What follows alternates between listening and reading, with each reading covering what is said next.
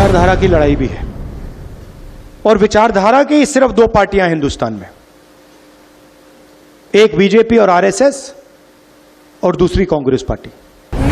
District को district से चलाना चाहिए, और डिस्ट्रिक्ट के जो नेता हैं, डिस्ट्रिक्ट के जो लीडर्स हैं, उनको स्ट्रेंथ देनी चाहिए, और खास तौर से जो डिस्ट्रिक्ट प्रेसिडेंट है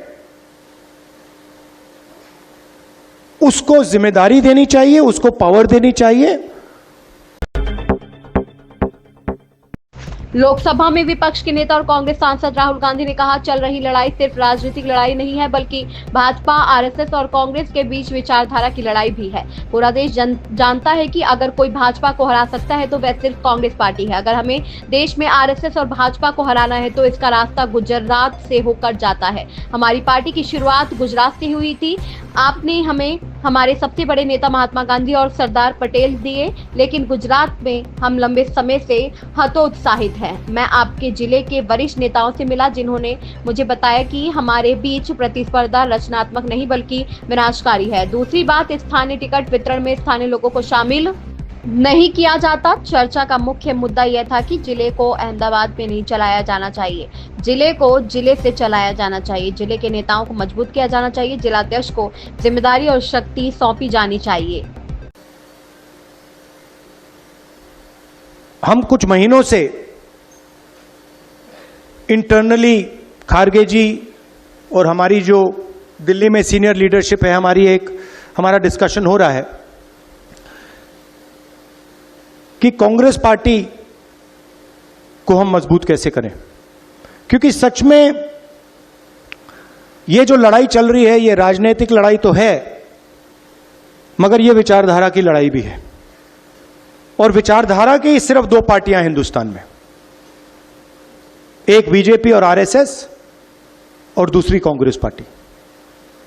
तो लड़ाई इन दोनों के बीच में है, और पूरा देश जानता है, समझता है कि कांग्रेस पार्टी ही आरएसएस और बीजेपी को हरा सकती है। और इसमें मैं एक और चीज जोड़ना चाहता हूं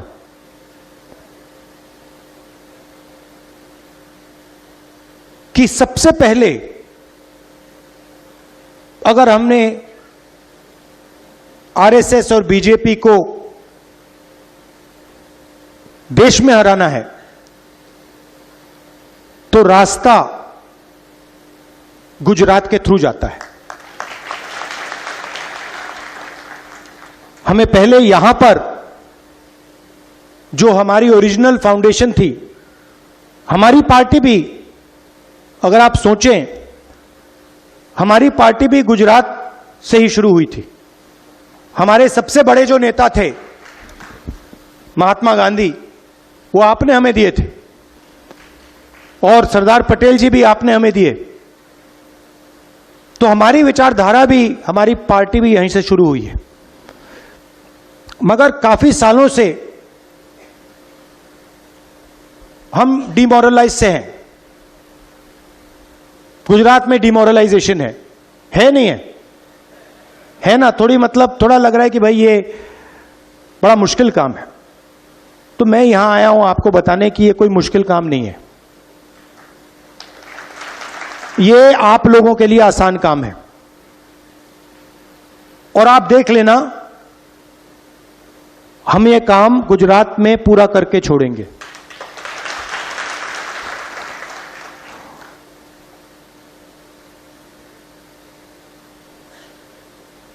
तो हमने निर्णय लिया है कि कांग्रेस पार्टी में हमें थोड़ा बदलाव लाना पड़ेगा। अभी मैं आपके डिस्ट्रिक्ट के सीनियर नेताओं से मिला और बहुत अच्छा डिस्कशन हुआ, और उन्होंने दो तीन चीजें मुझे कही जो शायद हर डिस्ट्रिक्ट के नेता कहेंगे। सबसे पहले, जो हमारे बीच में कंपटीशन होता है वो डिस्ट्रक्टिव कंपटीशन होता है, प्रोडक्टिव कंपटीशन नहीं होता है। दूसरी बात, लोकल लोगों को, लोकल डिस्ट्रिक्ट्स के नेताओं को टिकट डिसीजन में शामिल नहीं किया जाता है। टिकट उन्होंने हमें बताया भैया टिकट हमें पता नहीं कहां से आया,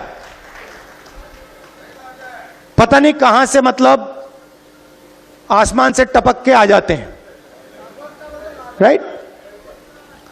दूसरी बात जो मैंने पिछली बार कही कि आप लोगों को काफी अच्छा लगा, मैंने कहा कि देखिए दो तरीके के घोड़े होते हैं, एक रेस का होता है और दूसरा बारात का घोड़ा होता है।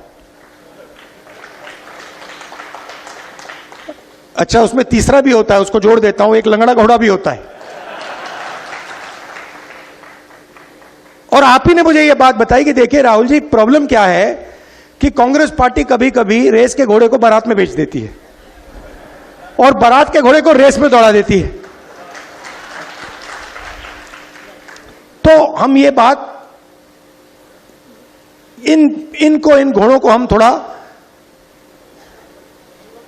अलग अलग करना चाहते हैं कि भैया ये रेस का घोड़ा है, ये बारात का घोड़ा है और ये लंगड़ा घोड़ा है, और रेस के घोड़े को हम दौड़ाएंगे, बारात के घोड़े को हम नचाएंगे, राइट। तो हमारे डिस्कशन में से मेन बात क्या निकली कि डिस्ट्रिक्ट को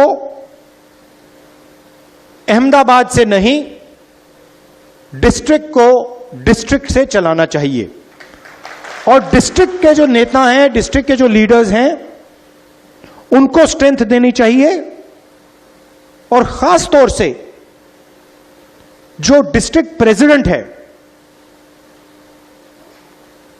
उसको जिम्मेदारी देनी चाहिए, उसको पावर देनी चाहिए